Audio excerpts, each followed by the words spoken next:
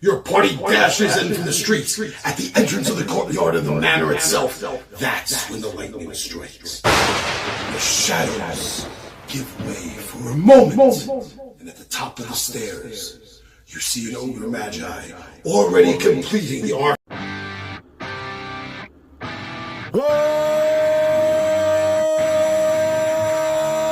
What's up, nerds and nerdettes and wee little nerdlings all?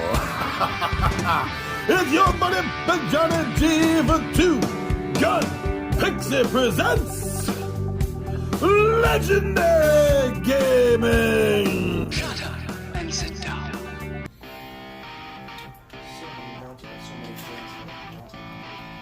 Alright, so we are ready to start. We had a pretty exciting time last time. We're playing in the alt room because I need the third table. We're invading my wife. This isn't the first time. Alright, so what is so important that everyone has to know happened last time? So I think first and foremost, the first thing, most important thing, is that we got to see Giacomo's play. or part of it. Or part of it. Or at least the beginning of it. Yeah. So we get to see Giacomo's play recounting the, I almost said Keelland Strike Force. That is going way back. Oh my goodness. Wrong team.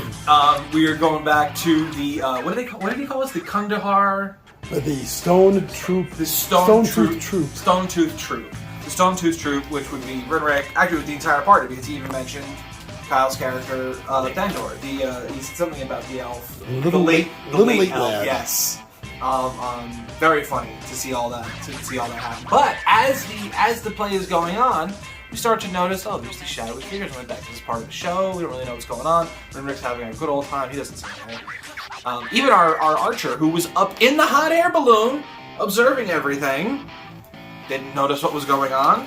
And all of a sudden, all hell breaks loose. We start getting attacked, people are going crazy, Giacomo gets knocked off the stage, and so we're like, okay, well, not even one night of peace, let's jump back into action here. And we see that it's these beings of darkness that don't have eyes, and it's just like, oh, this is interesting. Thandor recognized them as Grimlock. Grimlocks from the Underdark, I think.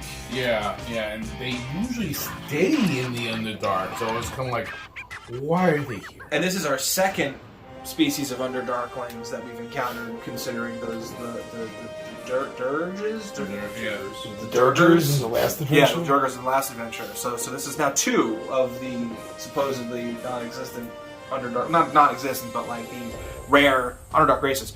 Anyway, so we think, okay, let's bring it to action here. And Eamon jumps in, and we jump in, and one of them just starts really focusing on Eamon. Just this odd, like, fascination. After I shoot her with her crossbow bolt, she was not happy. Yeah, and then she just kept staring at me with no eyes. No eyes, staring at you with no eyes was very interesting. Right. And even like I cast a couple of spells in with Thandor, hit her a couple of things. She's just like eyeing Eamon down. And we think, all right, well, she's just crazy, whatever. Like, she can't see, maybe she doesn't really know what's going on. Yeah, little did I know. And moments later, as the fight's progressing, Eamon falls.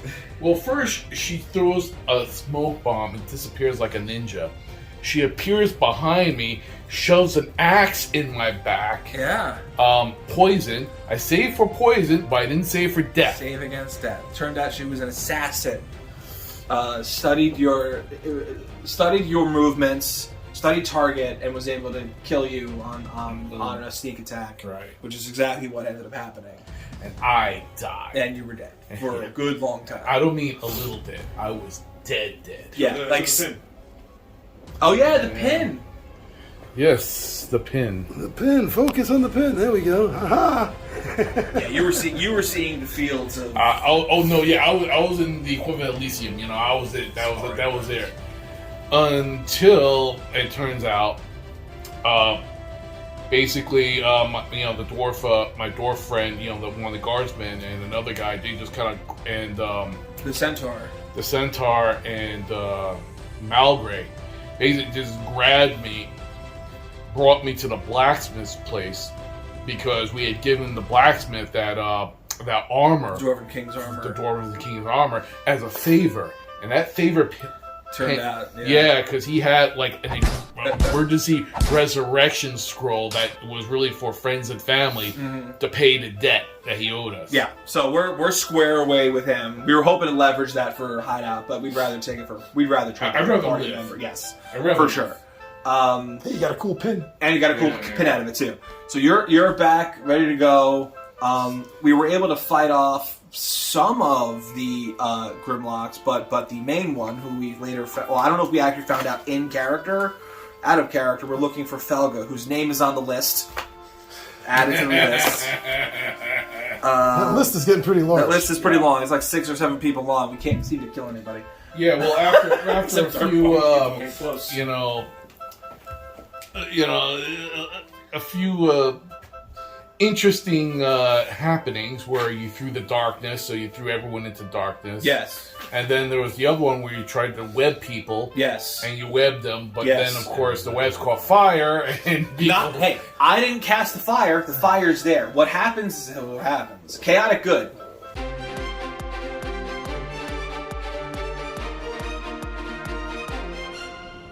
I did exactly what my alignment says. He killed a lot of people. Chaotic good states that I will do what I need to do in order to help save the people that I care about and that I'm allied with, but whatever else happens around that, it's okay. But good news is Giacomo survived. Giacomo lived. Because again, he's on the list of people that we're good with. What do I But everyone my else house, not on my that street hometown. was toast. They burnt up. And you know what? None of them will ever talk trash about another gnome again that lives in that town. I just did all the gnomes in that town a favor. Because they're like, oh man, what's he gonna do? And once again, that creature got away. Yeah, Felga escaped. Our monk started chasing her.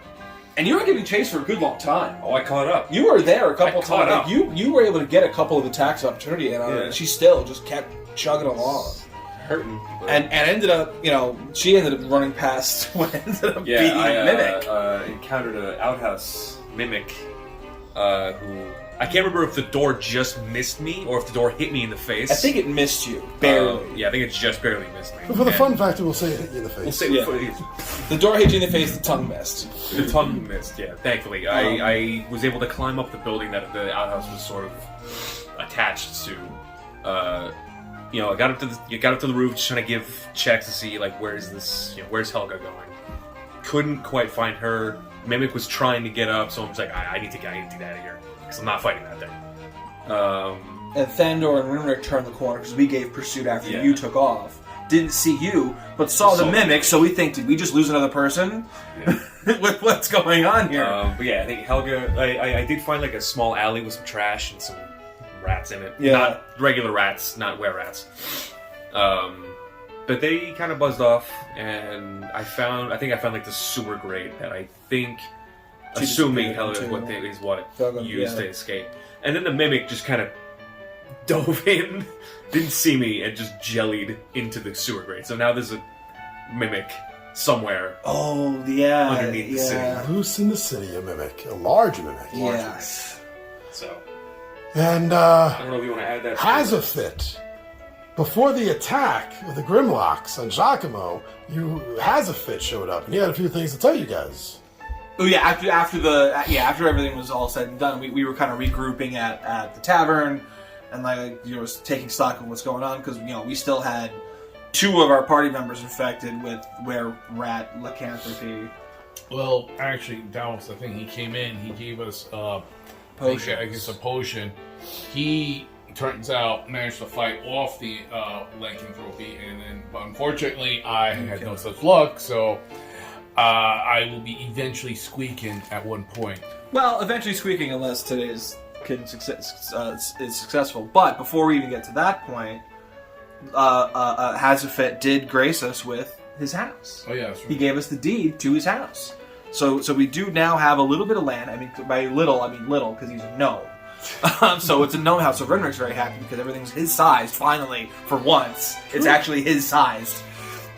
With a lab underneath, though, so there's space. We can build it out. 20 minutes to downtown, 20 minutes to the beach. It's gonna be a great resale property. So we can use that as a home base for a little while once we kind of get that back up and running. He gave us the deed. He's leaving though. He said, "I'm out." He gave us the story about what we could do, And as he leaves, Moonwillow shows up and tells us, yeah, I know the thing he's talking about. It's this helm that I know where it is. I have the map to it. I was going to hire mercenaries to go find it, but you guys need it. So instead of me spending the coin, here, I'll come with you. Here's the map. Let's go help your friend. And so now we have today to go get the helm to save you from becoming rampaging where Sir Squeakers of It's gonna take Brendan Ford. it's gonna take half a day to get by balloon to get up to this mountainous area. And are you happy that Moonwillow's hanging out? As long as the job gets done. That's all I care about. All right, that's a good recap. I say, Pony, you get on the balloon? yes, Ponies, it's not up to me. the pony is always here, My dog's except for when it ran away from the ran away. Grimlock. It ran away when the Grimlock It's was the only recorded time in history that pony. and it wasn't with us when the Durgers were with us either. No, they were. No, so the pony wasn't with us No, the pony was in a because cave. we were in the dungeon. Okay, interesting. Let's see what happens, guys.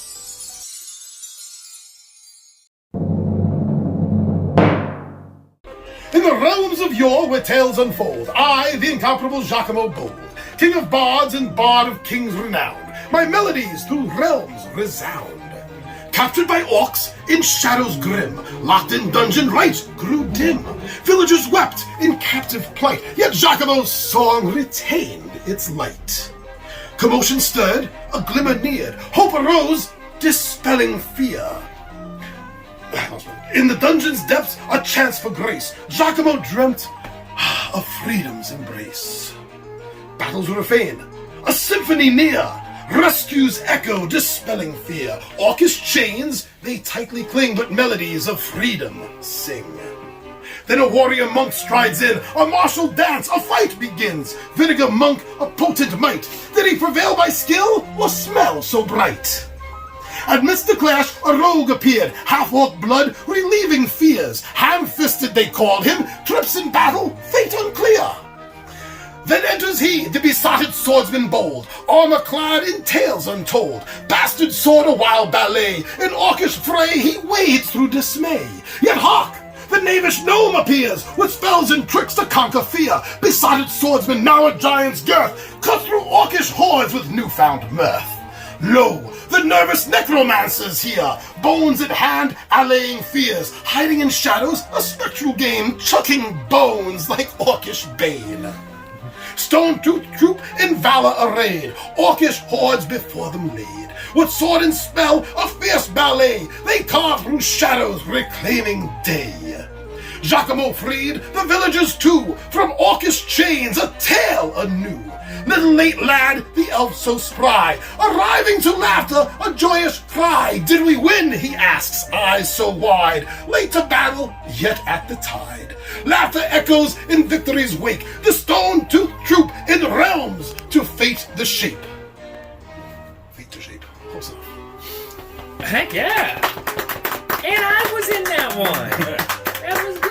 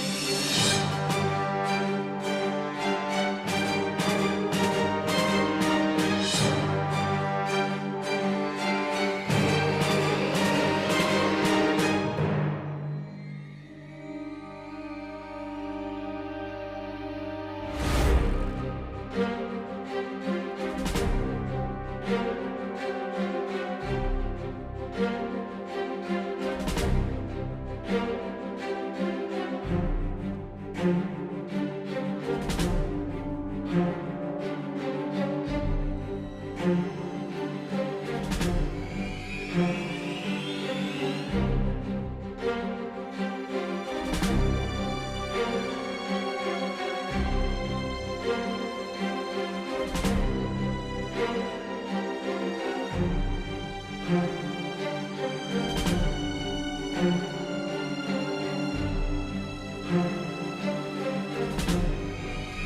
you.